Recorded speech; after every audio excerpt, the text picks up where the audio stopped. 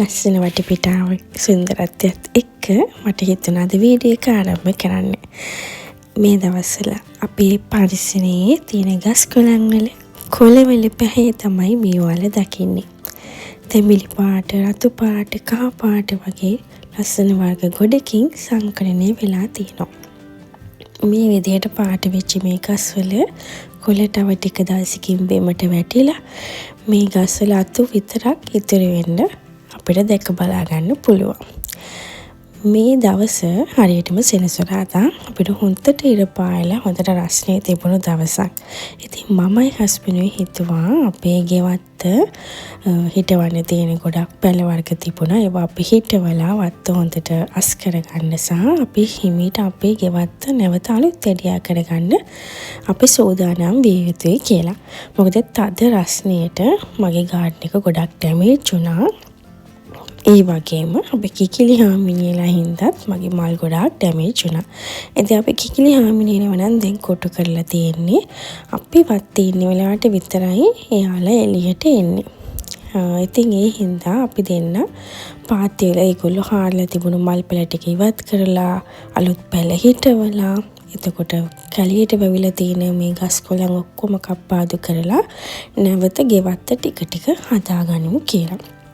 මම මුලින්ම මේ කරන්නේ මගේ කෝලියාස් පොට්ස් දෙකේ තියෙන මේ කෝලියාස් ගස්වල අතු කපලා වතුර පුරවපු ජෑම් බෝතලයකට දාගන්නවා. එහෙම කරන්නේ මේවා මං කපාදු කරපු මේ අතු ඔක්කොම ටික මම ජනේලේ තියෙන තැනකින් තිබ්බහම මුල්ලා තිනවා. එතකොට ලබන අවුරුද්දේ මට මේ අතු වලින් පැල ගොඩක් හදාගන්න පුළුවන්. ඒ වගේම මේ කෝලියාස් මල් හොඳට පිපිලා වේලුණාට පස්සේ මේ බීජත් මම එකතු කරගන්නවා. එතකොට මට ඒ වලුනොත් ලස්සන කෝලියාස් පැල ටිකක් හදාගන්න පුළුවන්.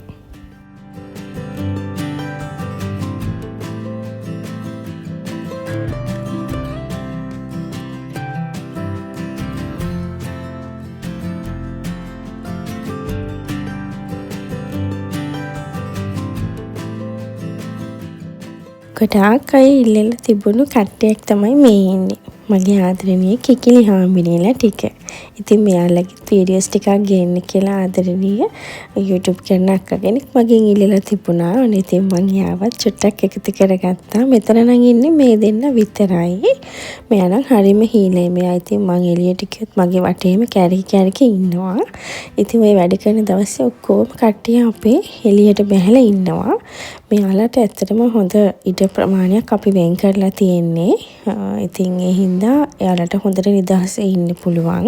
නමුත් අර තනකොළ කන්න එයාලට ඇවිදින්න ලොකු අපසරිකක් ඕන වෙනකොට මම වත්තේ වැඩ කරනකොට එහෙම නැත්නම් බබාලා එළිය සෙල්ලම් කරනකොට එහෙම අපි මෙයාලව අරිනවා.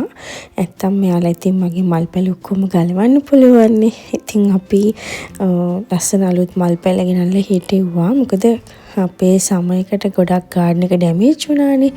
ඉතින් එයාලගේ ඩැමේජ් එක කියන්නේ සමයකේ ඩැමේජ් එකයි කිකිලි හාමිනේලගෙන් වෙච්ච ඩැමේජ් එකයි හින්දා මමයි හස්බන්ඩ්ුයි ඔය සියලුම දේට ඔරොත්තු දෙන්න පුළුවන් විදිහට අලුත් පැල ටිකක් ගෙනල්ලා හිටෙව්වා.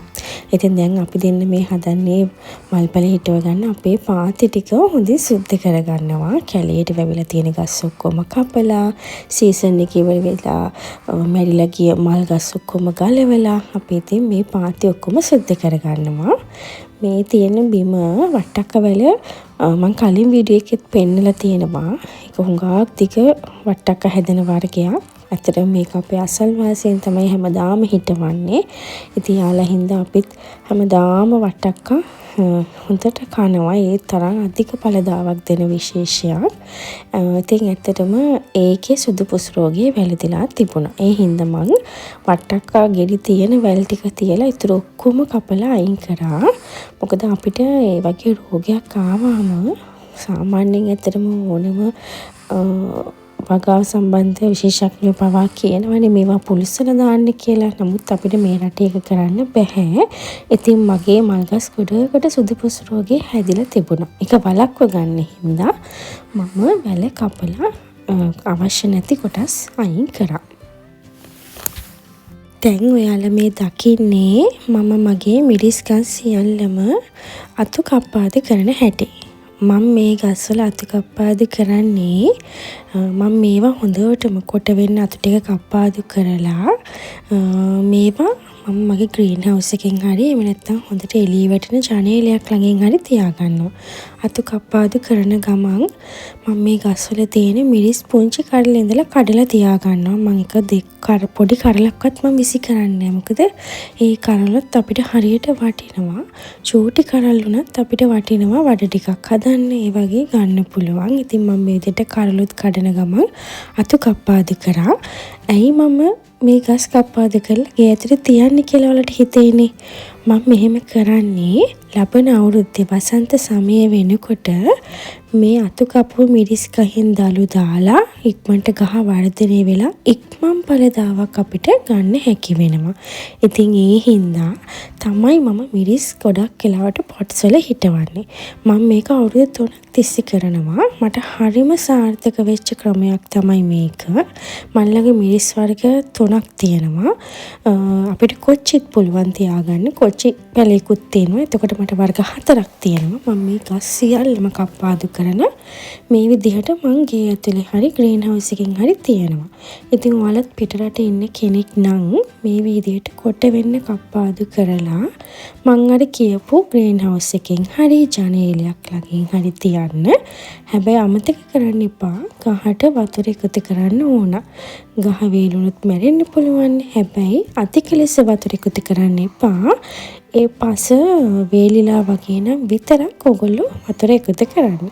ඉතින් මෙන්න මේ විදිහට තමයි මම අද දවසේ අපේ ගෙවත්තේ වැඩ කරගත්තේ. මම පුංචි වීඩියෝ එකක් තමයි අද අරගෙන ආවේ. ඉදිරියේ තවත් ලස්සන වීඩියෝස් ගේන්නම්. ඉතින් මම හිතනවා ඔයාලා මේ වීඩියෝ එකට ගොඩක් කැමති වෙන්න ඇති කියලා. ඉතින් ඔයාලට මම අදහස් ගන්න මේ වගේ ලස්සන මල් තියෙන වීඩියෝ එකත් එකතු කරා. ඉතින් ආයෙත් දවසක තවත් ලස්සන වීඩියෝ එකක් කරන් ඔයාලා හම්බෙන්න එන්නම්. එහෙනම් ඔයාලා හැමෝටම සුබ දවසක්. ඒ වගේම සතුටින් පරිස්සමින් ඉන්න කියලා ඔයගොල්ලෝ හැමෝටම ප්‍රාර්ථනා කරනවා. ගින්නම්.